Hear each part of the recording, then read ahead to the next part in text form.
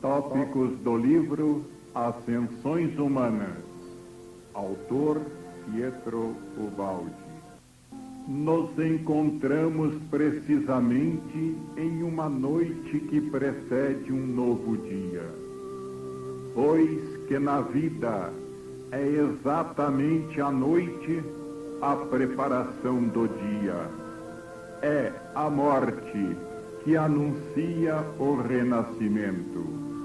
É o mal, a destruição, o martírio que anunciam o bem, a construção, o espírito. Encontramo-nos no fundo do vale da onda histórica, que deve necessariamente depois reacender, como tornam a subir todas as ondas.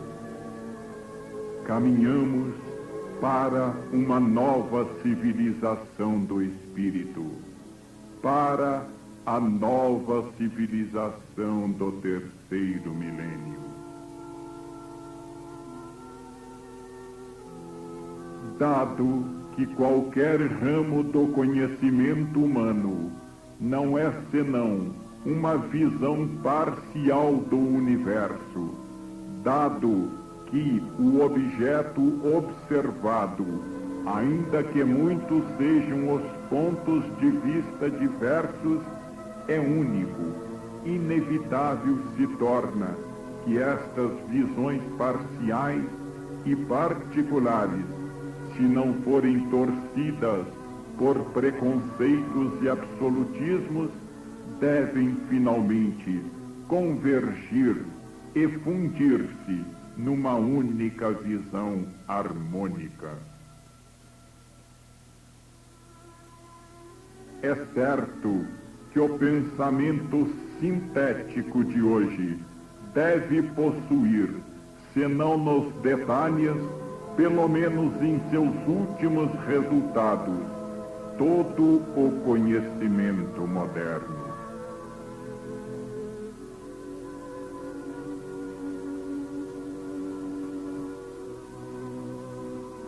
Estes ramos do saber, estas disciplinas, em verdade, nos aparecem circunscritas no âmbito restrito do particular, fragmentárias e mesmo divergentes por conseguinte, mas o objeto é único, é o mesmo universo unitário, em que todos os caminhos conduzem ao mesmo centro. Esta é a razão pela qual poderá haver discrepância, por exemplo, entre revelação, religião, filosofia, ciência, etc. Enquanto estes ramos do conhecimento forem ainda involuídos e se apresentarem no estado elementar atual. Mas é evidente que, progredindo eles, não acabarão dizendo senão a mesma coisa, visto que, idêntico para todos, é o livro em que eles se abeberam. Estamos vendo na quadra presente a ciência evoluindo além do materialismo, abrir caminho para a verdade do espírito, já proclamada pelas religiões e filosofias.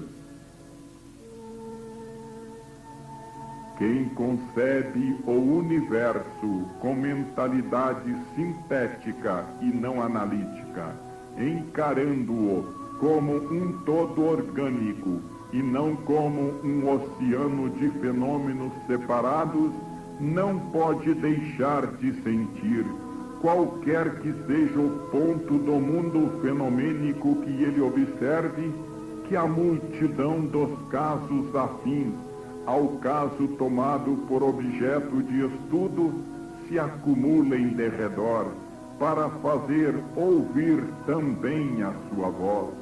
Um fenômeno isolado é uma abstração nossa por necessidade de estudo que não corresponde à realidade. Assim como não é possível observar nenhum fenômeno completamente isolado, sem que nele repercutam e influam tantos outros fenômenos, compreendido o próprio fenômeno que o observador representa, também não é possível encarar um problema particular sem sentir a sua conexão com muitos outros problemas e resolver um sem resolver todos os demais, até ao máximo que é o universo.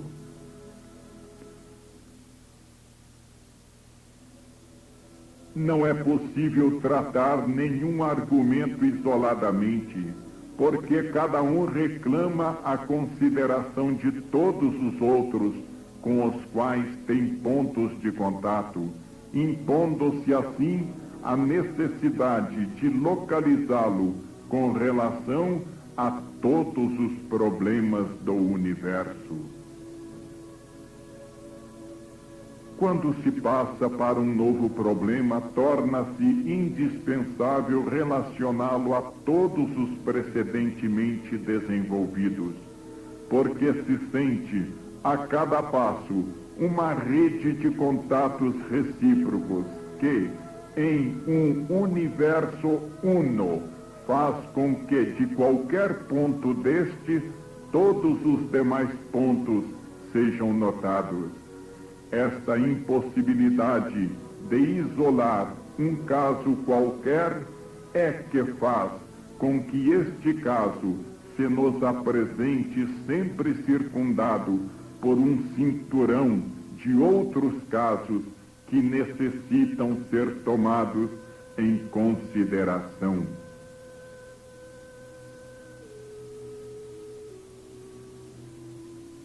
As maiores descobertas podem nascer apenas por se terem encontrado relações novas entre fatos velhos.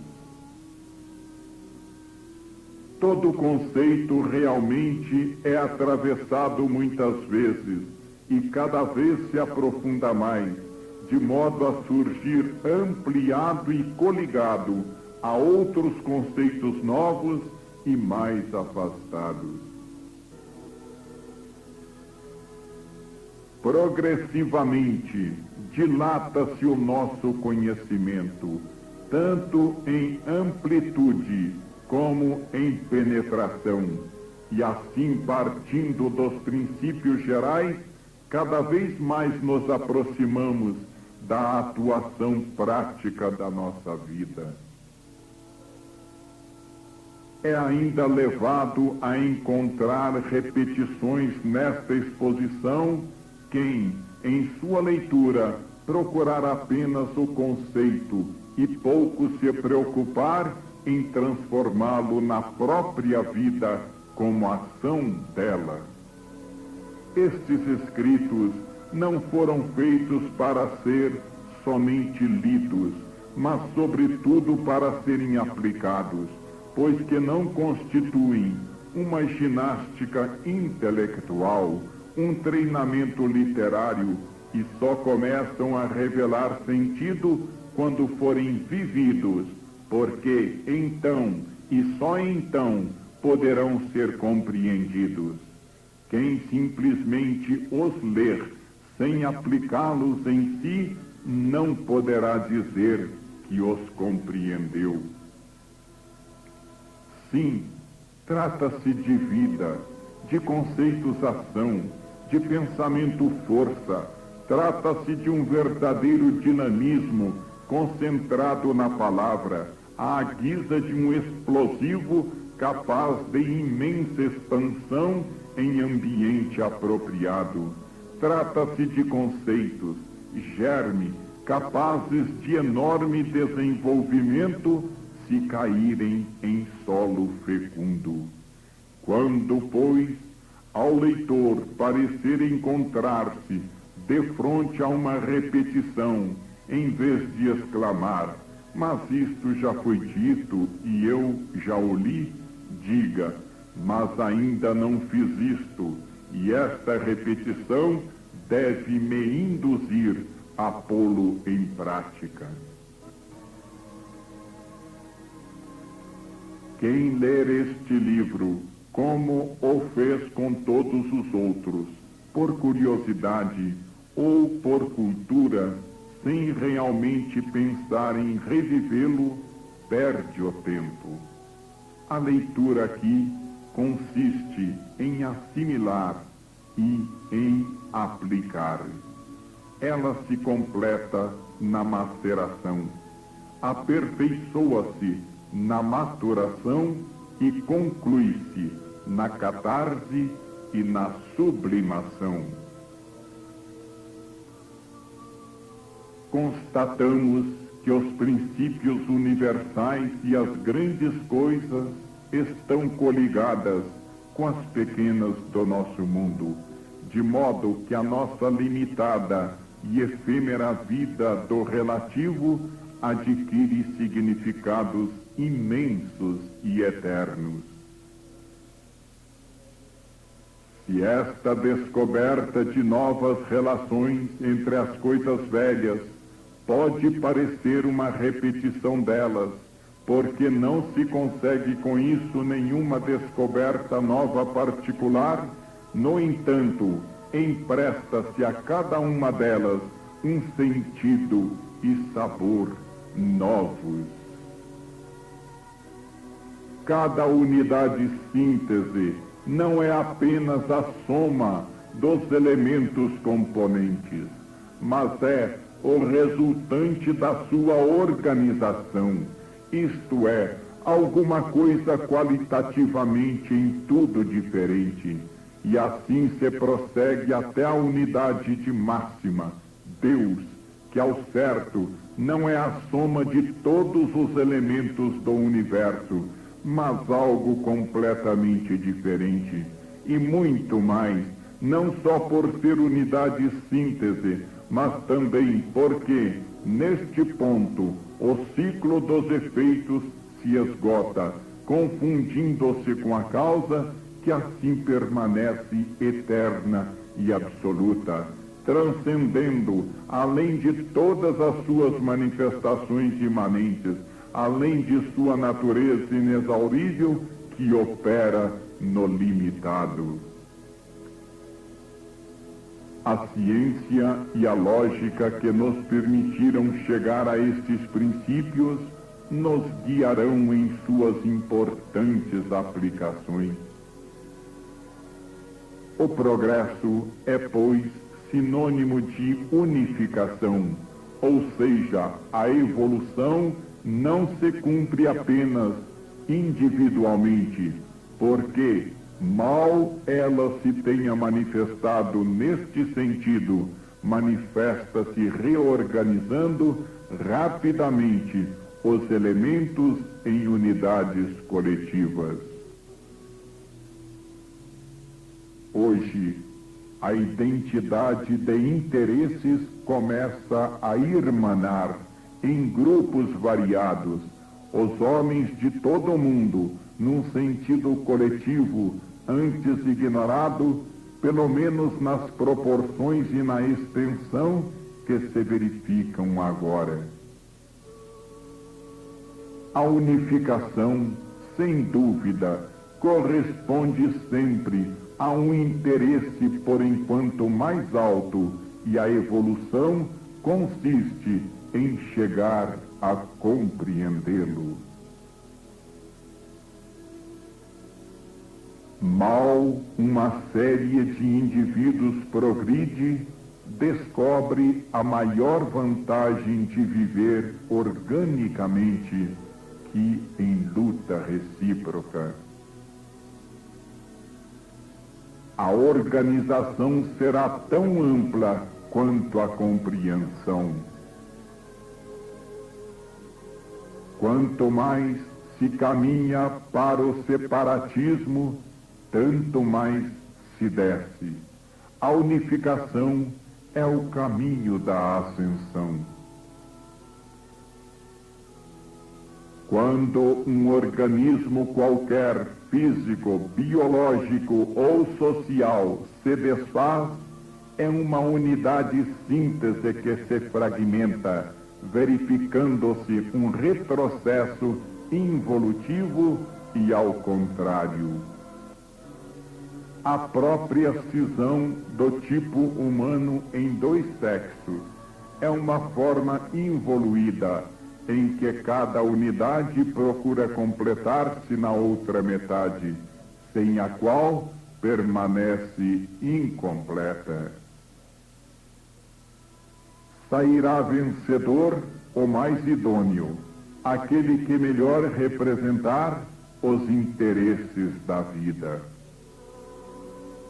A obra dos demolidores se extingue com eles, logo que os interesses da vida reclamam a obra dos reconstrutores.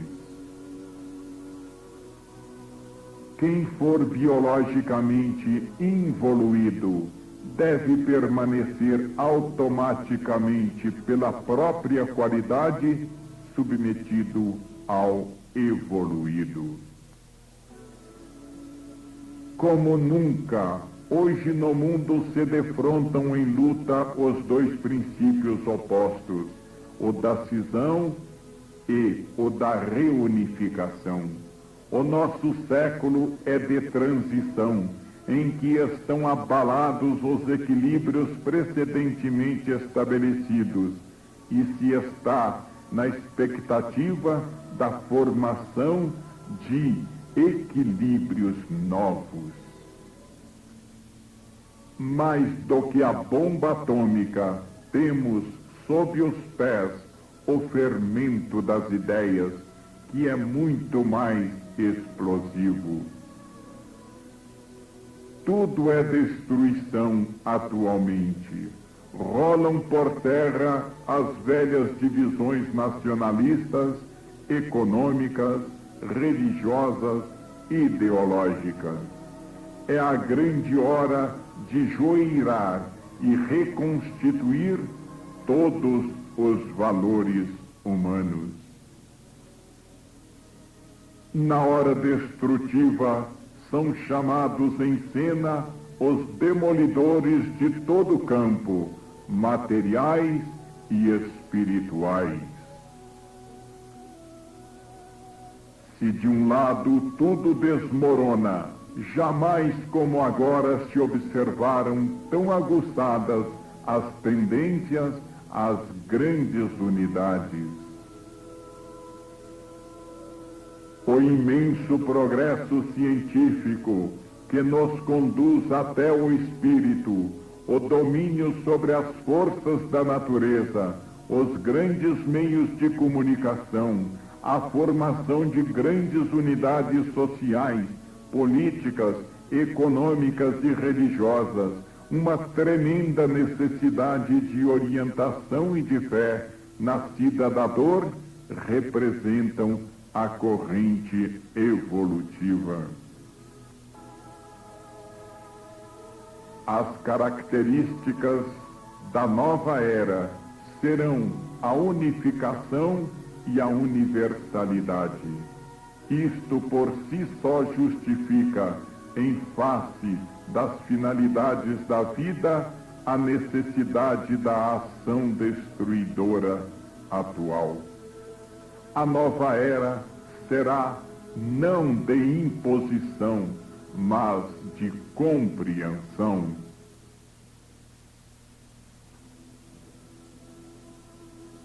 Ou construir um organismo humano mais vasto, sem exemplo no passado, e só em nome deste destruir o atual, ou então destruir por destruir, finalizando na barbárie. É fatal uma grande onda de ascensões que invada e eleve o mundo, mas que provas e dores isto implicará. Quem procura a matéria acredita na riqueza e na força, nos exércitos e no domínio. É um involuído subjugado pela ilusão. O involuído é vítima de si mesmo. É a reação provocada pelo próprio método que o fere. A procura de uma felicidade através de satisfações materiais é vã.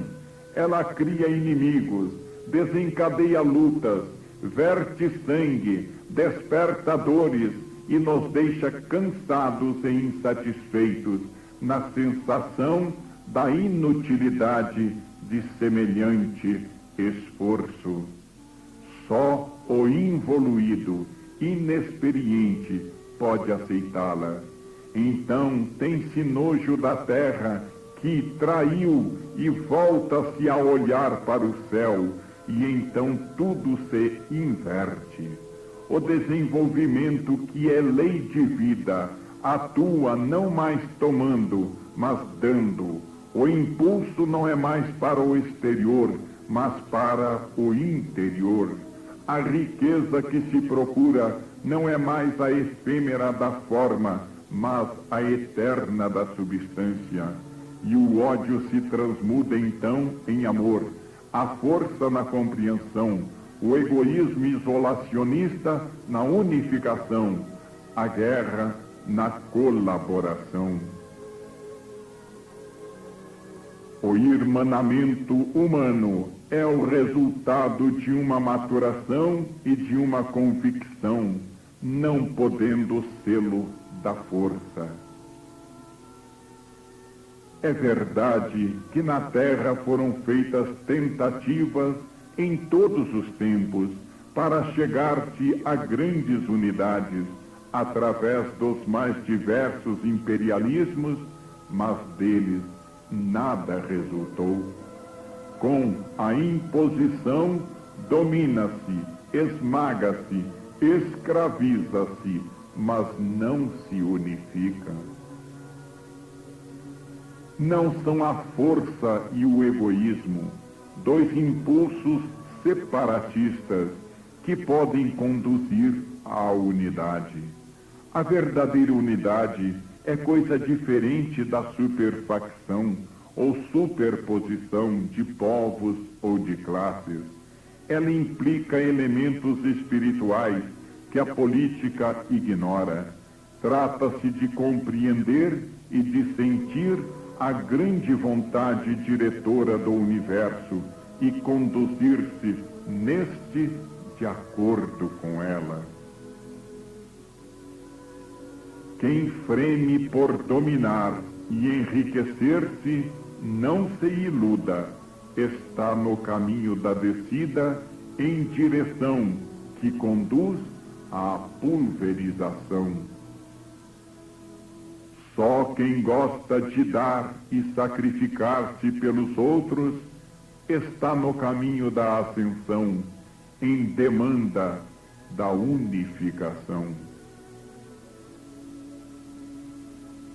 O elemento coesivo de unidades maiores só se pode encontrar em quem concebe a vida como um encargo altruístico. Só uma massa de semelhantes indivíduos pode formar um organismo social. Querer organizar um coletivismo real com o tipo biológico involuído é mera utopia. Os liames impostos pela força são superficiais, não substanciam e só perduram enquanto existem forças para mantê-los. Em profundidade, eles não ligam coisa alguma. Os sistemas atuais, empregados na formação de grandes unidades coletivas, poderão servir como tentativas, como experiência e mesmo como meio educativo pela penetração de conceitos novos. Mas para atingir a sua real educação,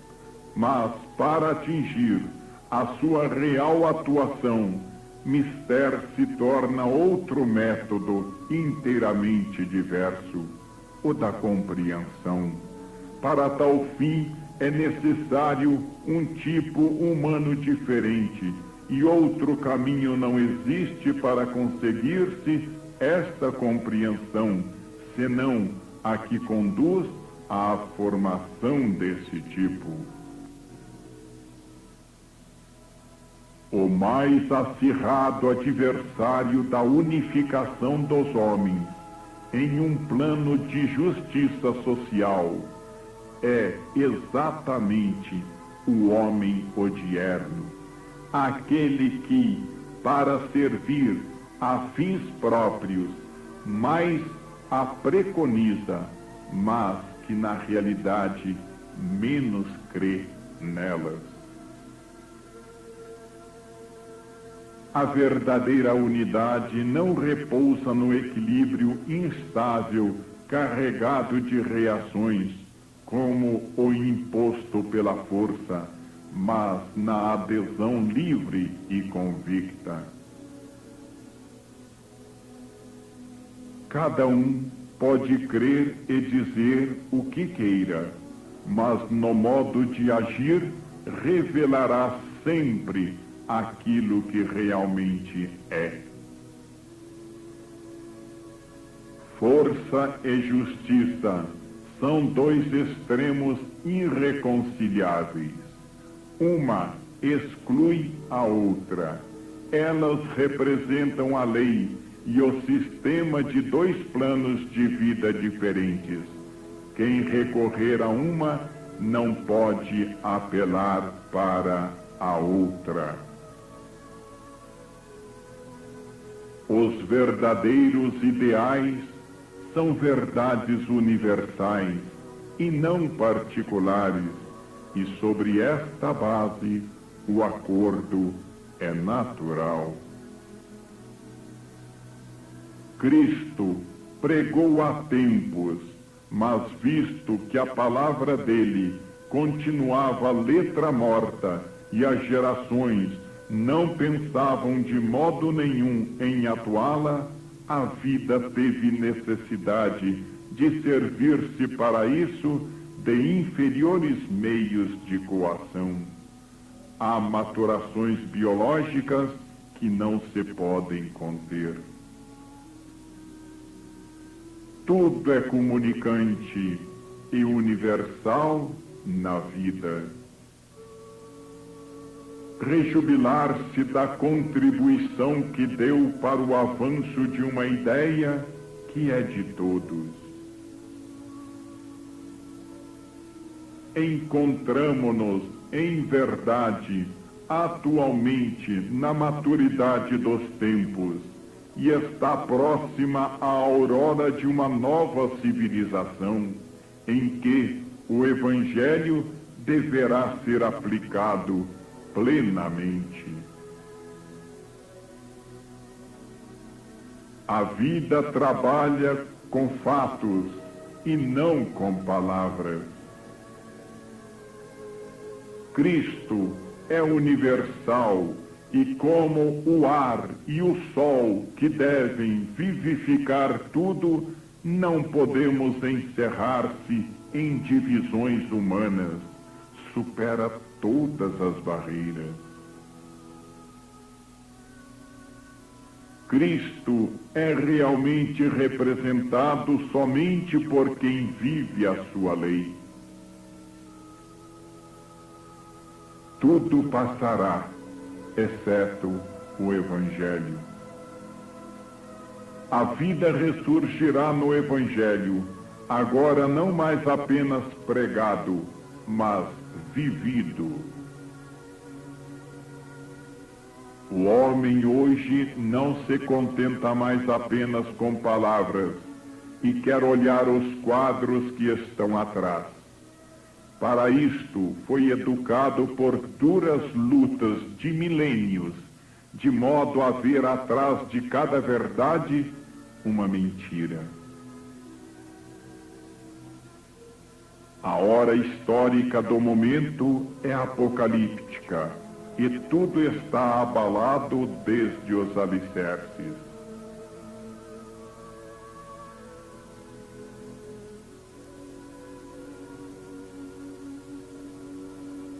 O ciclo da matéria está para esgotar-se.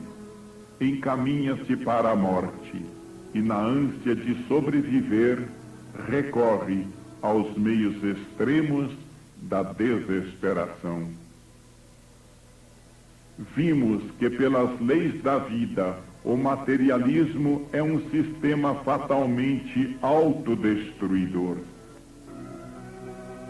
Só os valores superiores, espirituais, que são inatingíveis pela destruição, serão salvos.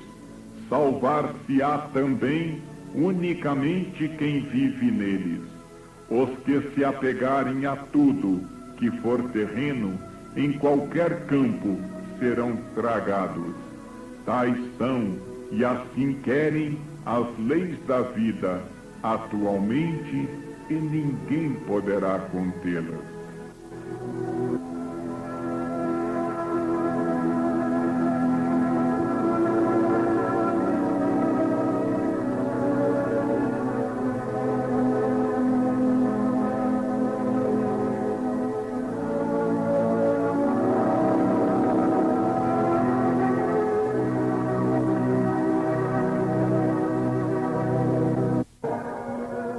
É interessante observar a sutil mecânica que um sábio jogo de impulsos na luta entre o bem e o mal conduz ao triunfo do primeiro. É lamentável que na Terra não se procure atingir a justiça, senão através da injustiça. O mal é ignorante e, querendo impedir pela força, excita reações por toda parte, de modo a levar todos a se unirem contra ele. O mal, que é cego, recai permanentemente nos mesmos erros. Aquele pobre mal, que tanto se esfalfa para conseguir os seus fins, nada mais faz do que preparar, sem compreender, os fins que o bem colima. Depois disto, as forças da vida o liquidam em favor do bem que ele acredita desfrutar e que o deixa agir somente enquanto é um meio para o próprio triunfo. Na sabedoria divina, o mal está a serviço do bem. É natural que, para mover o homem de hoje, indispensável se torna impelir a mola do seu egoísmo. É preciso que ele creia agir em seu imediato interesse. Por esse meio, a lei o manobra para seus próprios fins mais sábios, fazendo-o em benefício de todos, porque o tipo biológico atual jamais seria levado a trabalhar por tais fins se conhecesse o real funcionamento da história. O evoluído está acima do embate e admira a perfeição da obra divina, na qual a lei mobiliza para conseguir os grandes fins evolutivos da humanidade. Tudo que presentemente acontece no mundo é simplesmente a consequência natural do grau de evolução em que o homem vive. Se ele fosse mais evoluído, a sua vida seria inteiramente diversa, mas evolverá e evolvendo, tudo mudará. Entrar em contato significa o início da unificação. A humanidade está para tornar-se una. Assistimos a um esboroamento universal de barreiras. Transpõe-se todos os velhos limites. O contato na posição de vencedor ou de vencido, de senhor ou de escravo, leva para sempre ao mesmo resultado, a fusão. Tudo termina sempre com a unificação. Esta é a essência das tendências políticas modernas, a formação de unidades cada vez maiores. Esta será a conclusão do nosso período histórico.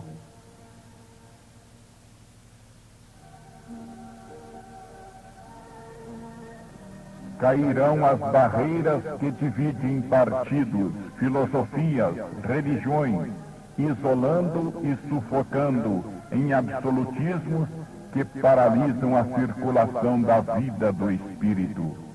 São superações que redundarão em benefício de todos.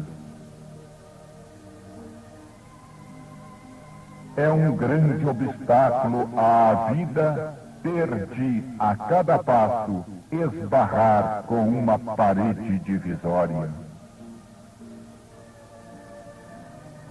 Hoje, os homens vivem agrupados em castelos inimigos, prontos a combaterem-se.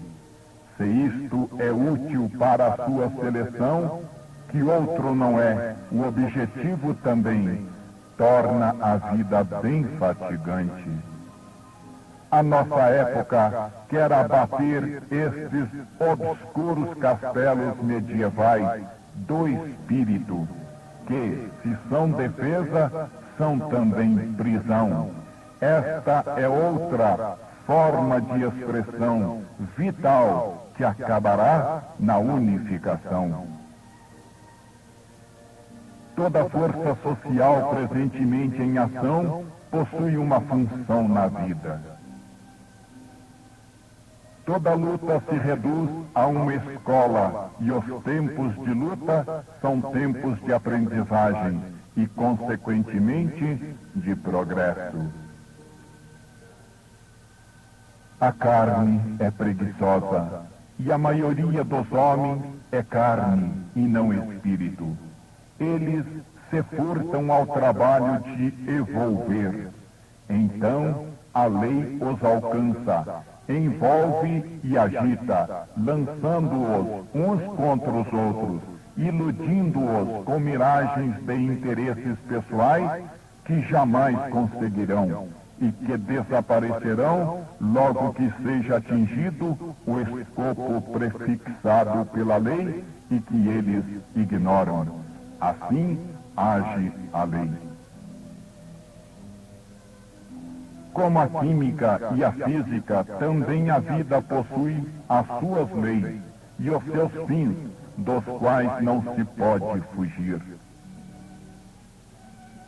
Essa necessidade de luta é imposta pela lei em vista de suas finalidades seletivas e evolutivas. Existe para cada plano de vida uma biologia e uma economia diferente. O ser encontra-se encerrado em sua forma de consciência.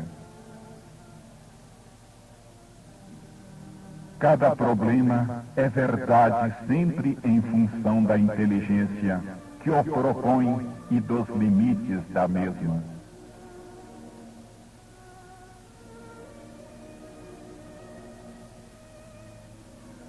E todas as grandes lutas terrenas pelo domínio material e pelo bem-estar econômico se reduzem a agitações de um mundo inferior, além do qual a vida é completamente diferente.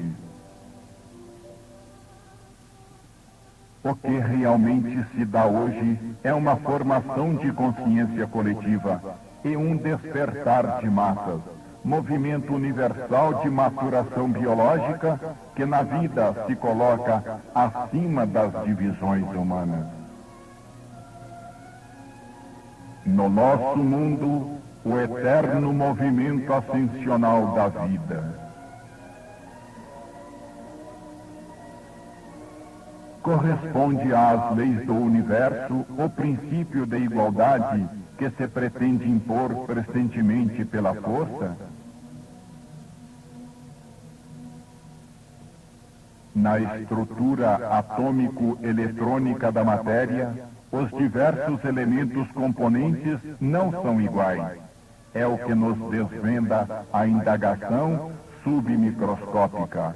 Em seguida, se à observação analítica substituirmos uma observação sintética macrocósmica e constatarmos uma homogeneidade de conjunto, é porque esta resulta das características comuns aos elementos diferentes, que só assim conseguem uma identidade de conjunto.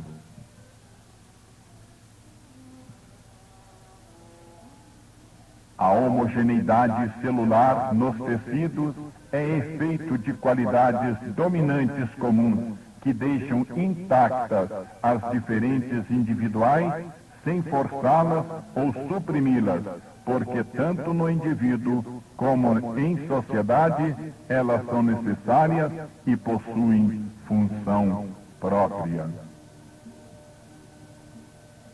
O mundo que atingiu através da ciência um inaudito domínio sobre as forças da natureza tende a reordenar-se em novos equilíbrios econômicos. Este é o conteúdo que nesta sua atual fase evolutiva a vida empresta à luta pela seleção. Onde mais elevado é o nível econômico, não existe ódio contra quem possui, porque todos possuem.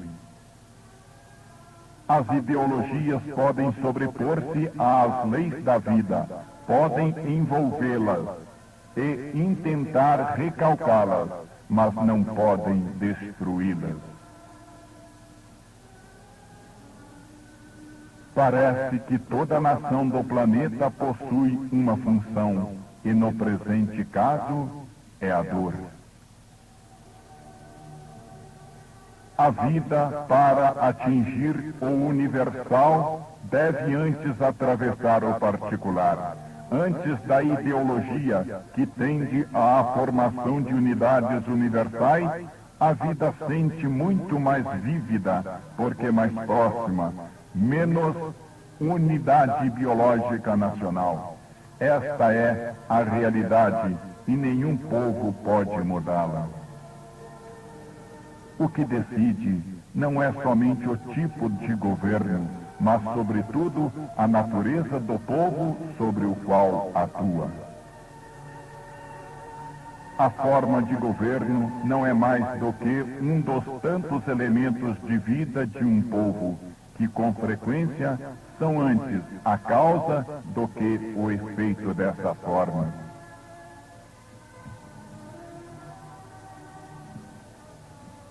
O ateísmo se torna cada vez mais absurdo em um universo que a físico-matemática revela cada dia mais ser pensante, isto é, feito de pensamento na sua mais profunda realidade. Os míopes, que não se orientam e não se atualizam, que se fixam nas conquistas do momento e do contingente, sem conseguir vislumbrar um amanhã mais vasto, sem poder pressentir a continuação do presente no futuro, da matéria no espírito, arriscam-se a ficar em meio do caminho. Não se pode existir na vida em estagnação, mas como vir a ser. E ninguém pode mudar as leis da vida que assim pensa e assim quer. Repetimos sempre que a sociologia não é senão um momento da biologia.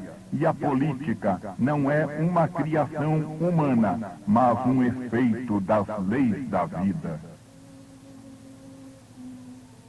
As forças biológicas não garantem o homem, mas a função, e o destroem apenas ele deixe de corresponder a esta.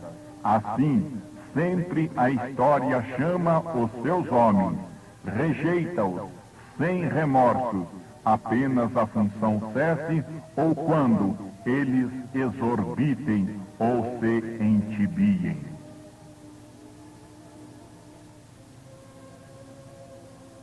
O homem prático age em política em um outro plano. A imparcialidade e a universalidade para ele não tem sentido. No entanto, o tem bem acentuado o enquadramento dos próprios interesses em um dado partido, com exclusão dos outros e contra os outros.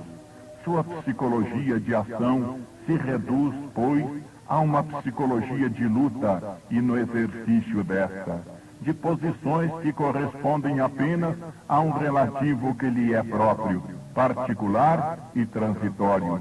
Faz um absoluto. O problema social e político se transforma então em problema particular, isolado, limitado, jamais fundido com o problema universal, do qual ele mesmo depende.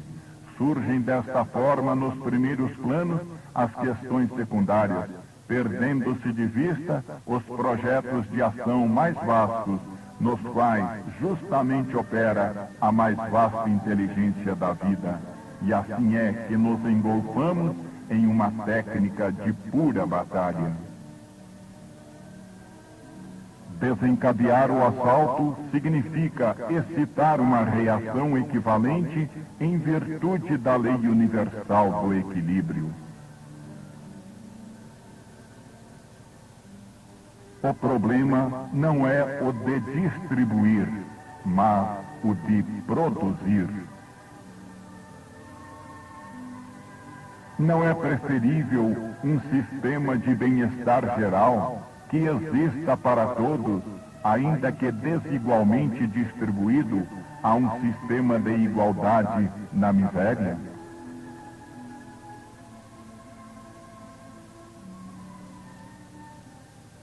A vida é por si mesmo coletivista e não admite injustas exclusões. E então ela grita pela boca dos deserdados: também nós, também nós. O erro humano que a vida pune e que para não ser pago deve ser evitado está inteiramente no egoísmo e no monopólio. A moral está em que, segundo o verdadeiro coletivismo, que é o da vida, todos devemos ser irmãos. O povo está pronto a apropriar-se de todas as vantagens materiais e igualmente dos vícios das classes superiores, mas não se preocupa com os deveres, educação e encargos inerentes a esses níveis. Na quadra atual, cada vez mais decai a raça do indivíduo evoluído, selecionado, porque uma emergente maré de vida inferior se impõe, conquista todo o espaço e submerge qualquer superelevação biológica. Sob a forma especiosa de palavras novas, esconde-se o velho homem de sempre. Como se vê, a tendência destruidora, universal do presente, não passa de uma fase. Em biologia, a destruição tem sempre uma função renovadora. Todos os movimentos odiernos, ainda que em parte naufraguem, possuem uma grande função, como escola e prova. A coordenação dos egoísmos de classe em mais altos egoísmos de povos e humanidade, um dia levará a novo progresso. Muitos são hoje os modos pelos quais a vida procura eclodir das suas velhas formas. Não nos resta mais que confiar na sua sabedoria e limitando-nos a segui-la, lendo-lhe o pensamento que se inscreveu nos eventos da história. Respeitemos os homens de ação que são necessários, mas não nos deixemos empolgar demasiado pela sua miragem.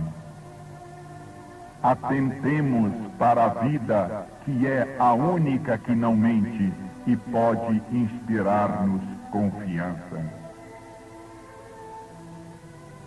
A vida age sempre em toda parte com os mesmos princípios.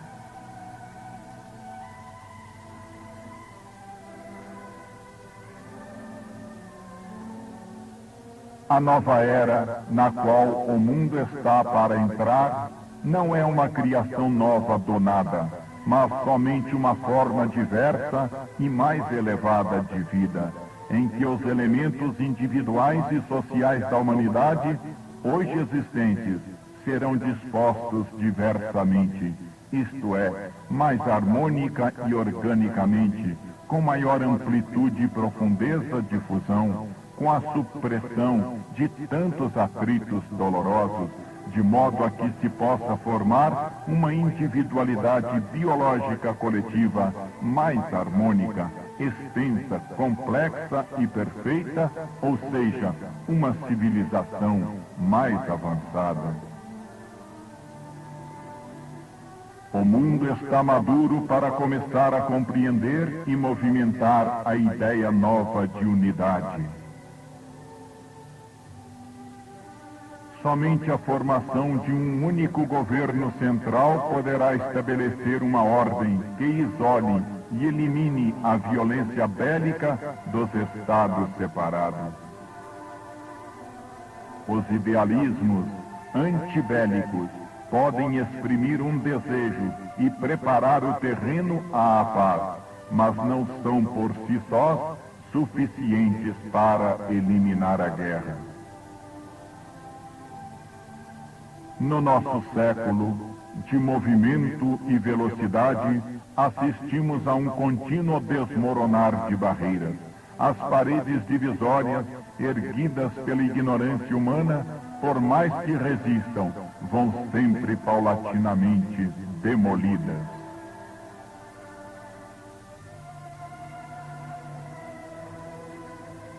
Toda raça possui qualidades que não se formaram ao acaso e que têm uma função coletiva.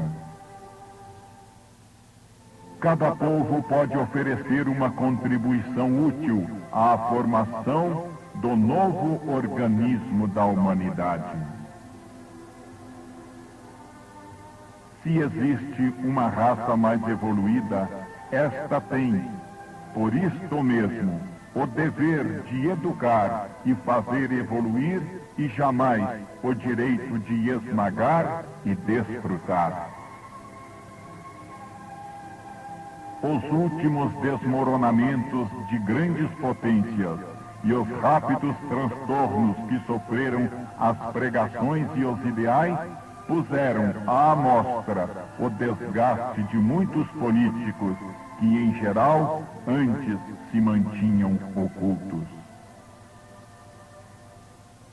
O homem, tornado o mais astuto e suspicaz pela constatação de tantos enganos, começa a compreender os truques de todos os governos, de todos os programas, de todos os partidos e sabe agora por que método a imprensa fabrica a opinião pública e, em meio a tantos mestres, aprendeu a desconfiar de todos. O homem de vida privada quer os seus negócios, a sua paz. Os povos estão cansados de guerra. A guerra se faz cada vez mais com capitais e indústrias, e cada vez menos com patriotismo e espírito heróico. Cada vez mais com a capacidade técnica e cada vez menos com o valor militar. Por isso, tem mais ação protetora para o povo o senso orgânico industrial do que sentimento bélico. O mundo se transforma, caminha para a fase orgânica coletiva. Ora, o coletivismo é pela própria natureza colaboracionista, antiagressivo e pacifista. Pelas suas naturais destruições, a guerra encaminha-se para destruir a si mesma. A técnica a tornará tão destruidora que o mundo entrará em coalizão, em autodefesa contra quem quiser recorrer a ela. A vida avança e abandona os valores que não mais a servem. O que servia em um mundo de paz temporária, permitida por um equilíbrio instável entre tantas nacionalidades distintas e rivais, não serve mais para um mundo que gravita em torno de um único poder central, para um mundo orgânico ligado assim ao pacifismo. Os meios técnicos conquistados, assim como o emancipam dos esforços animais, o levam a aplicar as suas energias em lutas mais elevadas para servir a uma seleção espiritual e não material. O patriotismo, sentimento tão fundamental no passado, para a defesa nacional, ressente-se da mutação condicional da vida e se transforma. Se o patriotismo é belo dentro dos limites pátrios, no exterior constitui uma ameaça, e a cada exaltação patriótica interior corresponde uma recrudescência de ódios nos países vizinhos. Estes isolamentos egocêntricos se tornam gradativamente mais absurdos em um mundo tão intercomunicante nos seus interesses e relações de qualquer gênero. Hoje, sentimos o peso das barreiras às quais nos sujeitávamos no passado, resignados como a um fato inevitável. Tem-se sede como nunca de liberdade, de uma liberdade mais ampla que a precedente, de mais espaço, porque o mundo de crianças transformou-se em adulto. O patriotismo do futuro abraçará todo o mundo, e um homem não será cidadão a não ser da nação humanidade. O tipo biológico do futuro, senhor do planeta, o vencedor da luta pela vida nas suas novas formas, não será o homem belicoso, violento e feroz de antanho, mas um ser orgânico, o homem social, célula de um imenso organismo humano, cuja vida nada mais terá a ganhar com a extorsão do indivíduo pelo indivíduo, até agora praticada, mas se baseará no desfrutamento das inexauríveis riquezas e energias que transbordam da natureza. O mundo atual não caminha apenas no sentido da unidade política internacional em que está implícita numa relação de causa e efeito, a unidade econômica, mas avança também para a unidade religiosa. A religião do futuro será uma unidade espiritual acima das diferentes unidades religiosas. Da mesma forma que no campo político, social e econômico, igualmente no campo religioso, a unidade não pode ser dada senão pela compreensão e fusão de um todo orgânico das verdades religiosas existentes. Compreensão não significa sujeição do superior ao inferior, e muito menos do inferior ao superior, mas coordenação, segundo o valor intrínseco e peso específico de cada unidade, para a formação de um todo orgânico e único. Há lugar, pois, para os budistas, maometanos, hebreus e cristãos de toda espécie, inclusive os católicos. Há lugar para cada religião, para cada seita que supere o espírito sectário, para cada forma de fé filosófica ou científica, contanto que seja livre e que tenha tendência sincera para o espírito e para o divino. Dê-se à forma o valor que merece, e não mais. Os caminhos de Deus, que são amor, conduzem à unidade. O espírito egocêntrico e sectário é uma expressão do mal. O espírito de compreensão altruísta é expressão do bem. Queremos dividir-nos com a pretensão de definir o indefinível, infinito, de conceber o inconcebível, de dar ao relativo uma forma a quem, podendo assumi-las todas, está acima de todas as formas. Se a verdade absoluta é uma só e jamais muda, é natural que no relativo humano não possa caber senão uma verdade relativa, limitada e em evolução. É natural que a capacidade humana de compreensão não possa abarcar a verdade absoluta, que está além de toda a inteligência humana e que, pois, a esta verdade não se pode subir senão por graus, por aproximações sucessivas.